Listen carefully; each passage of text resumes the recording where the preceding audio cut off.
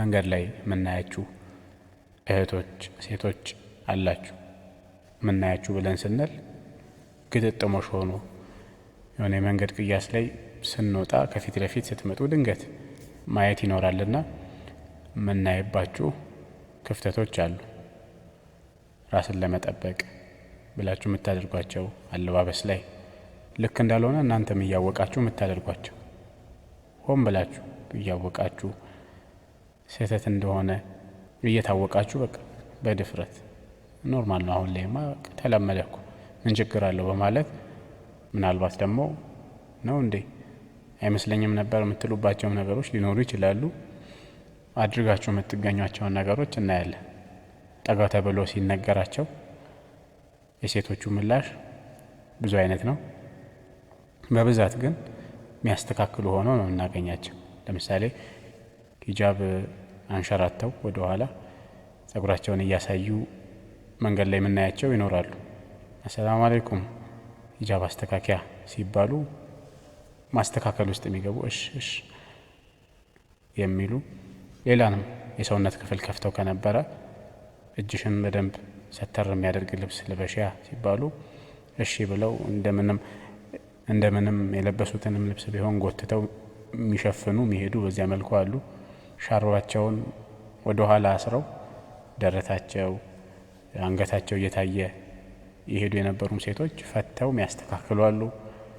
ከንፈራቸው ላይ ቻፕስቲክ ሊፕስቲክ ካለ ያንን ጠርገው የሚያነሱ በቃ ጥፋታቸውን ወዲያው የሚቀርፉ የሚያስተካክሉ እህቶች ሴቶች አሉ። ሌላ አይነት ደግሞ ሴቶችም አሉ።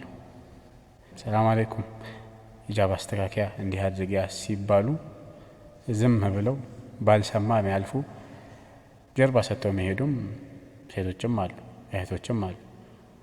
አላህ ይመልስልንና አንዳንድ ደግሞ ሌሎች ሴቶች አሉ የሆነ እንድንፋታቸው ብቻ እንድንተዋቸው ብቻ እሽ ይሉና ዞር ስንል ወይ ተሳድበው ወይ ሙድ ይዘው የሚሄዱም ሴቶች አይጠፉም።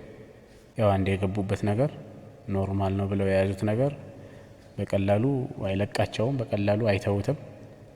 ብቻ ግን ወላሂ አለም ንቁ የሆኑ ሴቶች አሉ። አንዴ ከተነገራቸው ደንገጥ ብለው አስተካክለው ቢገኙ በዛው የሚኖሩ ሰዎችም ይኖራሉ።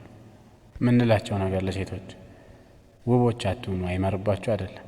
እኚህ የምታደርጓቸው ነገሮች አለባበስ ላይ ያለው ክፍተት ውበትን ለመጠበቅ የሚደረገው ነገር አንደኛ እናንተን ለችግር ይዳርጋቸዋል፣ እንድትለከፉ ያደርጋቸዋል።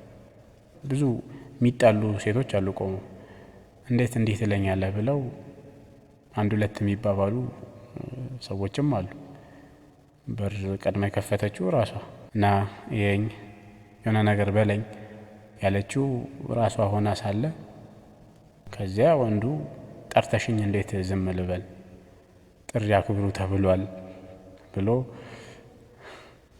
እና ከምንም በላይ ለእናንተ ከማሰብ የማንም ቦዘኔ የማንም ዱርዬ መጫወቻ አትሆኑ ነው። ሲቀጥል ደግሞ አይነናስ የሚባል ነገር አለ። ጥሩ መልክ ካለ ላይ የሆነ ነገር ካለ የሰዎች አይን ይሳባል። ያን አይቶ ያው ይጎመጃል፣ ፈዞ ይቀራል። እና ነቢዩ በሐዲስ እንደተናገሩት አይነናስ የሚባል ነገር አለ። አይን ሐቅ ነው ብለዋል። ራሳችሁን በዚህ አይነት በሽታ እንድትጠቁ አታድርጉ አይነት ምክር መክረውናል። በአንድ ወቅት እዚያው በነቢዩ ዘመን የተከሰተ ክስተት አለ። አንድ ሶሐቢይ ነው መንገድ ዳር ላይ ሰውነቱን እየታጠበ እያለ ሰውነቱን ብለን ስንል ያው እጅ እግሩን እየታጠበ እያለ አንድ ሶሐቢ በዛ መንገድ አለፈ። ተመለከተው ያንን የሚታጠበውን ሶሐቢ ጥሩ መልክ ቅላት ያለው ሰው ስለነበረ እንዴት አባቱ ያምራል፣ ምን አይነት ቅላት ነው ያለው፣ ከቤት ማትወጣ ጓዳዋ ስር ያለች ሴት እንኳን እንደዚህ አታምርም፣ እንዲህ አይነት የሰውነት ከለር የላትም፣ እንዲህ ብሎ ተገረመበት። እንዲህ ብሎ አወራ ስለዛኛው ሰሐቢ። እዚያኑ ሰዓት ላይ እየታጠበ ባለበት ወድቆ መንፈራፈር ጀመረ ያ ሰሐቢ።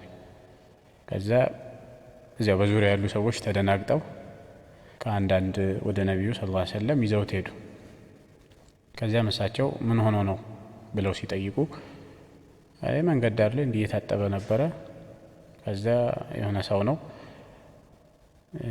እንዲህ አለ፣ ከዚያም እሱ እዚያው ወድቆ መንፈራፈር ጀመረ ብለው ነገሯቸው። ከዚያም ምን አሉ ነቢዩ አለይሂ ሰላቱ ወሰላም፣ ያንን ሰው ና በሉት አሉ። መጣ። ከዚያም ሰዎችን ባሉበት ትምህርት ለመስጠት እሱን ብቻ ነጥለውም አልወቀሱም። ምን ነክቷችሁ ነው? የሆነን መልካም ነገር ስታዩ ለምንድን ነው ማሻአላህ ማትሉት? ለወንድማችሁ ለምን ዱዓ አታደርጉም? ለምን ሰውን ትገላላችሁ? ብለው አክብደው አውግዘው ተናገሩ። አንድን ኸይርን ነገር ስታዩ ማሻአላህ በሉ፣ ዱዓ አድርጉለት እንጂ ተደንቃችሁ ብቻ አትለፉ። ከዚያም ያንን እንዴት አባቱ ያምራል ምናምን ያለውን ሰሓቢ እንዲታጠብ አዘዙት። ያው እጁን መሰል ነገሩ እንዲታጠብ፣ ከዚያ እሱ የታጠበበትን ውሃ እንዲሰጥና ያ የታመመው ሰሓቢ እንዲታጠብበት አደረጉ። እላዩ ላይ ውሃውን ሲያፈስ ተነስቶ ቆመ፣ ካለበት ህመም አገገመ። ይሄ አንድ ከሩቃም በተጨማሪ መፍትሄም ነው ተብሏል። በዚህ መልኩ የታመመውን አካል ማከምም ይቻላል ተብሏል። ብቻ አይነናስ የሚባል ነገር አለ። ስለዚህ ተውባችሁ ተኳኩላችሁ ልዩ በሆነ መልኩ ከቤት የምትወጡ መንገድ ላይ የተለያዩ ቦታዎች ላይ የምትታዩ ሴቶች አይነ ስር ትገባላችሁ። አይቶ ማሻአላህ ብሎ የሚያልፍ ወላሂ አለም ተደምሞ ከማለፍ ውጪ ያ ሰሃቢ ያለውን ከማለት ውጪ ሌላ የሚያደርጋለ የለም። እናንተም በማየት ከመርካት ውጪ የሚያደርገው ነገር አይኖርም። እና ራሳችሁን አንድ ችግር ውስጥ እንዳትከቱ በአይንናስ እንዳትበሉም በሚል ነው። ሁለት ሌላኛው ደግሞ ከእናንተ አልፎ ሌላውም አካል ይጎዳል። የሚያያችሁ ወንድ ምንድነው የሚሰማው? የሚፈጠር የስሜት መቀስቀስ ይኖራል። ምናልባትም ላያገኛት ነገር እየተመኛት እንዲኖር እንዲባትት ታደርገዋለች። ከማየት ከመመኘት አልፎ ደግሞ ሌላም ነገር ወደ ማድረግ ውስጥ እንዲገባ ታደርገዋለች። እና ሌላውንም በዚህ መልኩ ላለመጉዳት በቃ አላህ አትፈተኑም አትፈትኑም ነው ያለው። ሴት ልጅ ራሷን ሰብሰብ እንድታደርግ እንድትሰትር ሲያዝ በቃ አትፈትኝም አትፈተኝም፣ ራስሽንም ሌላውንም አደጋ ላይ አትጣይ ነው እያለ ያለው። በቃ መዋዋቡ ሌላም ነገሩን ማድረጉ ቤት ላይ ይሁን ለባልሽ ይሁን እና ይህንንም መቅረፍ ያስፈልጋል። እያወቁ የሚያጠፉትን አላህ አደብ ያስይዝልን፣ ልባቸውን ይመልስልን። ስህተቶች እየተሰሩም ዝም ብለን ምናልፍ ሰዎች እንዳንሆን አስተዋሾች እንድንሆን አላህ ያግዘን።